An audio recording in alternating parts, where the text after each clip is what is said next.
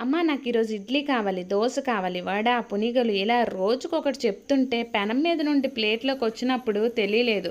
హాయిగా తినేవాళ్ళం. దాని వెనక ఎంత ప్రాసెస్ ఉందో, ఎంత కష్టం ఉందో ఇప్పుడు తెలుస్తుంది. నాన్న, అన్నయ్య, నేను ఉదయం వెళ్ళి సాయంత్రం ఎప్పుడో వస్తాం. వెళ్ళొచ్చినంత వరకు ఏం చేస్తావు? ఇంట్లోనే ఉంటావు కదా. అంతవరకు వచ్చిన వరకు పని తరగదు. ఇంకా ఎలా ఏం చేస్తుంటావో ఏమో అని అనే రోజులు ఇంకా గుర్తొస్తూనే ఉంటాయి. అప్పటికి మా అమ్మ చెప్పేది, పెళ్ళయ్యి పిల్లలు పుట్టాక నీకు అర్థమవుతుంది ఏం చేస్తావో, నీకు ఎంత చెప్పినా ఇప్పుడు అర్థం కాదు అని అనేది.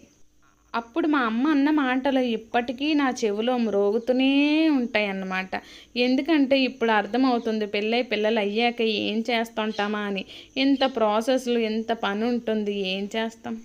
ఒక్కో దానికి ఒక్కో బ్యాటర్ తయారు చేసుకుంటే కానీ రేపు తొందరగా గడవదు.